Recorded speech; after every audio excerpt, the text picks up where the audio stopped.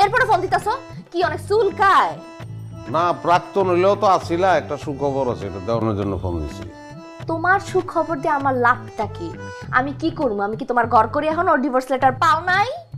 ওই লেটারটাই যে আমার জীবনটারে এত বেটার করে দিব এটা তো আগে বুঝি নাই, তাইলে তো ওই লেটারটা আমিই পাঠাইতাম। জীবনটা বুঝছো, এখন বাটার হয়ে গেছে, বাটার মানে মাখনের মতন। কথায় আছে না, স্ত্রী ভাগ্য ধন, পুরাই ভুয়া কথা।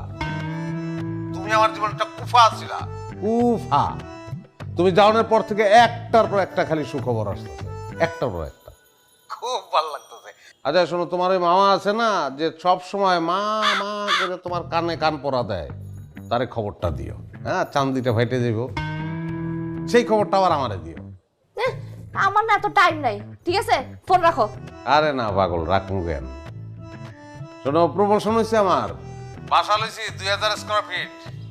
এই যে পানির আওয়াজ পাইতেছো না, আমি বাথটাবে চিট হয়ে রয়েছি, সারা শরীরে সাবানের ফেনা, দক্ষিণমুখী বারান্দা, ঝিরঝির করে হাওয়া আসে। অফিস থেকে গাড়িও দিছে একটা। বিল গেটস, আমার খুব কষ্ট লাগে, এগুলি তো আমার চাওয়া ছিল না।